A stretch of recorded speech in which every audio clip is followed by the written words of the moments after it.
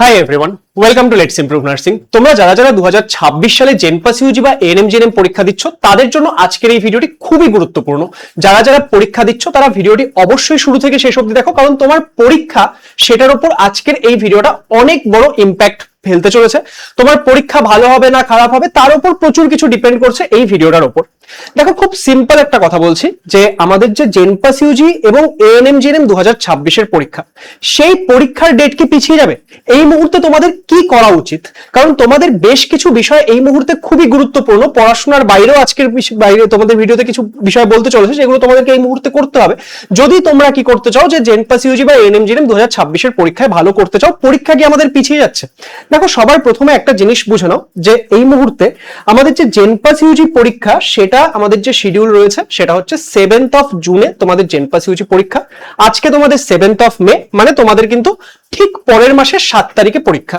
এবং ANM GNM পরীক্ষা সেটা কবে? সেটা হচ্ছে তোমাদের 14ই জুন পরীক্ষা, যেটা কিনা তাহলে তোমাদের জন্য বুঝতে পারছো যে 1 মাস 7 দিনের কাছাকাছি সময়। তো এই মুহূর্তে একটা স্টুডেন্টের জন্য সব থেকে বেশি ইম্পর্টেন্ট বিষয় কি? সব থেকে বেশি ইম্পর্টেন্ট বিষয় হচ্ছে টাইম। এবং একটা টিচারের কি করা উচিত? একটা টিচারের এই টাইমটাকে সব থেকে বেশি ভ্যালু দেওয়া উচিত, টাইমটাকে সব থেকে বেশি রেসপেক্ট করা উচিত। দেখো, আমি প্রচন্ড ব্যস্ত থাকি, আমার জন্য নিজের টাইম খুবই প্রয়োজনীয়, খুবই ভ্যালুয়েবল। সেই রকমই আমার স্টুডেন্ট যারা রয়েছে তাদের টাইমও আমার জন্য খুব ভ্যালুয়েবল। তোমরা যারা আমাদের বিভিন্ন পেইড ব্যাচে পড়ো তাদেরকে আমি প্রচুরবার বলেছি যে টাইম, তোমাদের টাইমও আমার জন্য খুব বেশি এই ক্ষেত্রে মানে ইম্পর্টেন্স রাখে। কিন্তু কিছু কিছু so called teachers, I don't consider them in a list of a teachers, because টিচাররা কোনো সময় এই বিষয় করবে না। তারা জাস্ট বিভিন্ন কোম্পানির যে ইউটিউব চ্যানেলগুলো, তারা বিভিন্ন জাস্ট ননসেন্স জিনিস পোস্ট করে যাচ্ছে। ঠিক আছে, যে দেখো, আমি যদি বলি, আমি যদি সিম্পল, আমি যদি আজকের এই ভিডিওটা বানাই যে জেনপাস ইউজি 2026 এর পরীক্ষার ডেট পিছিয়ে গেল, এএনএম জিএনএম 2026 এর পরীক্ষার ডেট পিছিয়ে যাবে, তার পিছনে 5টা রিজন। তো খুব স্বাভাবিকভাবেই এই মুহূর্তে যারা যারা পরীক্ষা দিচ্ছে তাদের 1 মাস পরীক্ষার বাকি, তারা স্বাভাবিকভাবে সেই ভিডিওটা দেখতে আসবে। যেরকম আজকে তোমরা অনেকে এই ভিডিওটা এইভাবেই দেখতে এসেছো যে আজকে হয়তো আমাদের জেনপাস ইউজি বা এএনএম জিএনএম পরীক্ষার ডেট পিছিয়ে গেল, স্যার হয়তো সেই সংক্রান্ত খুবই ইম্পর্টেন্ট একটা কিছু বলতে চলেছে। কিন্তু বিশ্বাস করো, এই যে এই ভিডিওটা যখন আমি বানাবো, আমি যদি বলতে চাই যে না জেনপাস ইউজির পরীক্ষার ডেট পিছিয়ে যাবে, আমি তার পিছনে 5টা যুক্তি দিতে পারবো এবং সেই যুক্তিগুলো এত গুছিয়ে দেবো যে তোমরা সেগুলো মানবেই। সিমিলারলি আমি যদি এটাও বলতে চাই যে জেনপাস ইউজি এএনএম জিএনএম পরীক্ষার ডেট পেছাবে না, তার পিছনেও আমি তোমাদেরকে 5টা যুক্তি দেবো এবং এমন ভাবে যুক্তিগুলো গুছিয়ে বলবো যে তোমাদেরকে সেটা মানতেই হবে, তোমরা সেটা মেনে নেবেই। কিন্তু কথাটা হচ্ছে যে পরীক্ষার ডেট পিছাবে কি পিছাবে না সেটা কেউ জানে না। তো এই মুহূর্তে আমাদের যখন পরীক্ষা আসছে তখন আমাদের কি করা উচিত? অ্যাটলিস্ট স্টুডেন্টদেরকে পুরোপুরি প্রিপারেশনে ফোকাস করা উচিত এবং টিচারদেরকে উচিত পড়ানো, স্টুডেন্টদেরকে বিভ্রান্ত না করে। এবং আজকের এই ভিডিওটি এই যে পরীক্ষার ডেট পিছাবে কি পিছাবে না সেটা সংক্রান্ত লেটস ইমপ্রুভের ফার্স্ট এন্ড লাস্ট ভিডিও। আমরা এর পরবর্তী সময়ে এরকম কোনো ভিডিও আর পোস্ট করব না। এই ভিডিওটা এই জন্য পোস্ট করা কারণ কিছু কিছু ইউটিউব চ্যানেল রয়েছে, কিছু কিছু কোম্পানির ইউটিউব চ্যানেল রয়েছে যারা কিচ্ছু জানে না। Literally I am exactly using the correct word, তারা কিচ্ছু জানে না।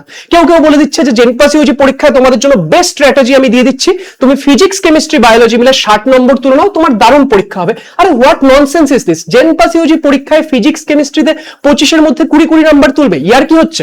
তো এইভাবে স্টুডেন্টদেরকে মিসগাইড করা হচ্ছে। তো এখানে তোমাদের কি করা উচিত? তোমাদেরকে বুঝতে হবে, দেখো একটা চ্যানেল তো আমি দেখলাম যে ইভেন ধরো এএনএম জিএনএম পরীক্ষা 14ই জুন, ঠিক আছে, তো ওরা বলে দিচ্ছে 14ই জুন আইআইটি এক্সাম আছে, তার জন্য কিনা আমাদের এএনএম জিএনএম এক্সাম চেঞ্জ হয়ে যেতে পারে। আইআইটি এক্সাম 7th অফ জুনে রয়েছে, কিন্তু তারা তাদের লজিকটাকে তো স্ট্রং করতে হবে। এবার স্টুডেন্টরা স্বাভাবিকভাবে তারা পরীক্ষার প্রিপারেশন করবে, একটা পরীক্ষার প্রিপারেশন করবে নাকি 1000টা পরীক্ষা সংক্রান্ত ডিটেল খুঁজে বেড়াবে? অফকোর্স তারা একটা পরীক্ষার প্রিপারেশন করবে। এবার তাদের কাছে যেহেতু অন্যান্য পরীক্ষার ইনফরমেশন নেই, এবার আমি যদি এসে বলি এই দিন এটা আছে, এই দিন এটা আছে, তার জন্য এটা হয়ে যাবে, তার জন্য ওটা হয়ে যাবে, স্বাভাবিকভাবে স্টুডেন্ট বিশ্বাস করবে। স্টুডেন্টের কি দোষ রয়েছে? এই ক্ষেত্রে টিচাররা স্টুডেন্টদের যে এই বিষয়গুলো, সরি টিচাররা না, তাদেরকে আমি টিচারের মধ্যে কনসিডার করতে পারি না, ওকে। তো এই ক্ষেত্রে সেই সকল মানুষরা নিজেদের ফায়দার জন্য, নিজেদের ইউটিউব চ্যানেলের ভিউজ ইনক্রিজ করার জন্য, বা তারা যেহেতু বিভিন্ন কোম্পানিতে কাজ করছে সেখানে তাদের বিভিন্ন রকম টার্গেট থাকে যে এত ভিউজ আনতে হবে, এই আনতে হবে, সেই আনতে হবে, সেগুলো রিচ করার জন্য কি করছে? জাস্ট স্টুডেন্টদের ইমোশন নিয়ে খেলছে। তো তোমাদেরকে সবার প্রথমে কি করতে হবে? নিজেদের ভালোটা বুঝতে হবে। তুমি যদি জেনপাস ইউজি বা এএনএম জিএনএম 2026 এর পরীক্ষা ভালো করে ক্র্যাক করতে চাও, তোমাকে বুঝতে হবে নিজের ভালোটা। এবং এই ভালোটা কি? এই ভালোটা সবার প্রথমে একটা জিনিস মাথায় ক্লিয়ার করে ফেলো যে পরীক্ষার ডেট যেই দিন রয়েছে সেই ডেট হিসেবেই তুমি প্রিপারেশন করো। পরীক্ষা কি পিছিয়ে যাবে, পরীক্ষা কি এগিয়ে যাবে, পরীক্ষা কি হবে না, কেউ জানে না। তোমার পরীক্ষার ডেট দেওয়া রয়েছে, ফর্ম ফিল আপ হয়ে গেছে, সমস্ত কিছু হয়ে গেছে, তার মানে তোমার মাথায় একটা জিনিসে থাকা উচিত যে যেই দিন পরীক্ষার ডেট দেওয়া হয়েছে সেই দিনেই পরীক্ষা হবে। যদি কোনো কারণে চেঞ্জ হলো সেটা তখন বোর্ড যখন জানাবে তখন তুমি জানতে পারবে, তার আগে এগুলো নিয়ে তোমার কোনো মাথা ঘামানোর প্রয়োজন নেই। এবার যারা তোমাদেরকে মিসগাইড করছে, সবার প্রথমে তোমাদের কাজ কি, সেই সকল চ্যানেলগুলোকে আনসাবস্ক্রাইব করো, আনফলো করো, দরকার পড়লে তাদের ভিডিওগুলো ডিরেক্টলি রিপোর্ট করো। ঠিক আছে, এটা হচ্ছে প্রথম কাজ। রিপোর্ট করারও দরকার নেই, সময় নষ্ট করে লাভ নেই। ঠিক আছে, সিম্পলি তাদের চ্যানেলগুলো আনসাবস্ক্রাইব করো, সিম্পলি তাদের চ্যানেলগুলোকে তোমরা নট ইন্টারেস্টেড লিস্টে ফেলে দাও। ঠিক আছে, যে আমরা এর ভিডিও দেখতে চাই না, কারণ তারা তোমাকে পড়ারও বাদ দিয়ে বাকি সমস্ত কিছু করছে। পরীক্ষা 1 মাস বাকি, জেনপাস ইউজি আজকে মে মাসের 7 তারিখ, 1 মাস পরে গিয়ে পরীক্ষা। তো এই টাইমে দাঁড়িয়ে আমি কি একটা স্টুডেন্টকে যুক্তি দিব যে এই জন্য পরীক্ষা পিছিয়ে যেতে পারে, নাকি আমি স্টুডেন্টটাকে পড়ানোর জন্য ফোকাস করব? তো আমার মনে হয় যে একটা টিচারের এই মুহূর্তে পড়ানোতে ফোকাস করা উচিত এবং একটা স্টুডেন্টের পড়াতে ফোকাস করা উচিত। হ্যাঁ, তোমাদের কারোর যদি মনে হচ্ছে না একটা টিচারের এই মুহূর্তে এগুলো ভিডিও বানানো উচিত এবং স্টুডেন্টদের পড়াতে ফোকাস না করে এগুলো ভিডিও দেখা উচিত, দেন ইউ ক্যান কন্টিনিউ। আমি আমার পার্সপেক্টিভ রাখছি এবং যারা আমাকে মেরে চলো, যারা আমার স্টুডেন্ট রয়েছে, তারা এই জিনিসগুলো ফলো করবে। এন্ড যারা এতদিন লেটস ইমপ্রুভের সঙ্গে যুক্ত ছিল না, একটা সিম্পল কথা বলছি, তোমার যদি মনে হয় যে নার্সিং ক্যাটাগরিতে, প্যারামেডিক্যাল ক্যাটাগরিতে বেস্ট গাইডেন্স লাগবে, যেখানে তোমাকে কোনো রকম মিস ইনফরমেশন, মিস গাইডেন্স দেওয়া হবে না, তাহলে লেটস ইমপ্রুভ নার্সিং এর সঙ্গে যুক্ত থাকো। বাকি সমস্ত চ্যানেলকে আনসাবস্ক্রাইব করো। এটা তোমার ভালোর জন্য বলছি। আলটিমেটলি তোমার ভালোটা তুমি ডিসাইড করবে কি করবে সেটা তোমার হাতে, আমি তোমাকে আর কিছু বলতে পারবো না। তো সবার প্রথম কাজ হচ্ছে এই বিভিন্ন যে চ্যানেলগুলো রয়েছে তোমাদেরকে আমি দেখো খুব স্বাভাবিকভাবে ডিরেক্টলি নাম তুলে তো বলা যাচ্ছে না, কারণ ডিরেক্টলি নাম তুলে বললে তারা এই ভিডিওতে কপিরাইট স্ট্রাইক দেবে, কারণ তাদের কাছে এগুলোই কাজ আছে, কারণ সময় তো প্রচুর, তাই না? যে পড়াতে তো আমি পারি না, আমি পড়াবো কি? তো তার থেকে বদলে আমি বলে দিই ফিজিক্স, কেমিস্ট্রি, বায়োলজি মিলে তুমি 60 নাম্বার তুলে নাও। তুমি এই ক্ষেত্রে এক কাজ করো, তোমার পরীক্ষার ডেট পিছিয়ে যাবে, তুমি পড়াশোনা বাদ দিয়ে এখন আমার ভিডিও দেখো। তো এগুলো না করে তোমাদেরকে এই মুহূর্তে যেটা করতে হবে, আনসাবস্ক্রাইব দোজ চ্যানেলস, এবং নিজের ভালোটা বুঝতে হলে আপকামিং টাইমে এই কয়েকটা জিনিস বলছি, এই জিনিসগুলোকে ফলো করো। নাম্বার 1, সেটা কি? পরীক্ষায় লাস্ট 1 মাস আসছে, focus on practice as much as possible. দেখো জেনপাস ইউজি হোক বা এএনএম জিএনএম হোক, এই টাইমে লাস্টের 1 মাস টাইমে তোমাদের সব থেকে বেশি গুরুত্বপূর্ণ হচ্ছে প্র্যাকটিস করা। তোমরা যত বেশি প্র্যাকটিস করবে তত তোমাদের কি হবে, অ্যাকিউরেসি বাড়বে, টাইম ম্যানেজমেন্ট ভালো হবে, তোমাদের কনফিডেন্স বাড়বে, তোমাদের নতুন নতুন টাইপের কোয়েশ্চেন সম্পর্কে তোমাদের একটা কনফিডেন্স আসবে, নতুন নতুন কোয়েশ্চেন দেখতে পারবে। তো পরীক্ষায় গিয়ে তোমাদের একটা ভালো স্কোর করার প্রবাবিলিটি বাড়বে। এবার কোথা থেকে প্র্যাকটিস করবো? লেটস ইমপ্রুভ নার্সিং চ্যানেলে প্রচুর ক্লাসেস রয়েছে, জেনপাস ইউজির জন্য রয়েছে, এএনএম জিএনএম থেকে রয়েছে, সেগুলো থেকে তোমরা করতে চাও মানে সেগুলো থেকে করতে পারো, একদম ফ্রি রিসোর্স বলে দিলাম। আর যদি তোমাদের মনে হয় যে পেইড ব্যাচ থেকে করবো, তাহলে তোমরা অনেকে আমাদের আরআইসি ব্যাচে রয়েছে, আরআইসি ব্যাচ থেকে করো। আরআইসি ব্যাচ জাস্ট স্টার্ট হয়েছে, এএনএম জিএনএম এর জন্য তো আজ থেকে স্টার্ট হয়েছে, জেনপাস ইউজির জন্য 5 তারিখ থেকে স্টার্ট হয়েছে। সেখান থেকে যারা প্র্যাকটিস করছো সেখান থেকে করো, কিন্তু এই মুহূর্তে যত বেশি পরিমাণে পারো তোমরা প্র্যাকটিসে ফোকাস করো। নেক্সট কি? নেক্সট হচ্ছে এই মুহূর্তে যেটা তোমাদের করতে হবে, অ্যাটেম্প্ট রেগুলার মক টেস্ট। দেখো পরীক্ষায় টাইম খুবই লিমিটেড, তো এই টাইমের সঙ্গে যদি তোমাকে লড়তে হয়, তোমাকে যদি পরীক্ষার দিন এক্সামের যে প্রেশার সেটাকে হ্যান্ডেল করতে হয়, এখন থেকেই তোমাকে সেই এক্সাম প্রেশারের সঙ্গে মানিয়ে নিতে হবে। তো সেই জন্য রেগুলার মক টেস্ট দেওয়া স্টার্ট করো। মক টেস্ট গুলো পরীক্ষা যেই টাইমে হয় সেই টাইমে দেবে, এবং যখন মক টেস্ট দিচ্ছ পুরো 1.5 ঘন্টা বসে মক টেস্ট দেওয়ার চেষ্টা করবে। মক টেস্ট দেওয়ার পর সেগুলোকে অ্যানালাইসিস করবে, যেগুলো ভুল হচ্ছে সেগুলো ঠিক করাতে কাজ করবে।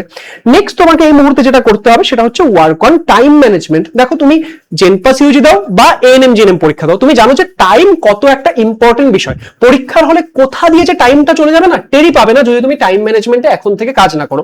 তো টাইম ম্যানেজমেন্ট করার জন্য একদম মক টেস্ট দিচ্ছ যখন, তখন সেটাতে বেনিফিট পাবে।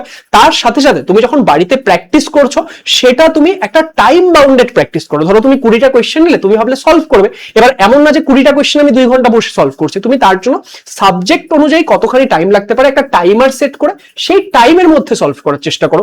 এইভাবে টাইম ম্যানেজমেন্টের উপর কাজ করো। নেক্সট যেটা তোমাদেরকে করতে হবে সেটা হচ্ছে ওয়ার্ক অন সিলি মিস্টেক। দেখো তোমরা এই মুহূর্তে প্র্যাকটিস করতে গিয়ে তোমরা দেখবে যে বিভিন্ন রকম সিলি মিস্টেক, মক টেস্ট দিতে গিয়ে বিভিন্ন রকম সিলি মিস্টেকের সম্মুখীন হবে। সেই সিলি মিস্টেক গুলোকে একটা খাতায় নোট ডাউন করো, সেটাকে তোমরা বলি হচ্ছে আমাদের মিস্টেক কপি। সেই মিস্টেক কপিতে যেগুলো নোট ডাউন করছো সেগুলো তোমরা অবশ্যই ঠিক করার চেষ্টা করো।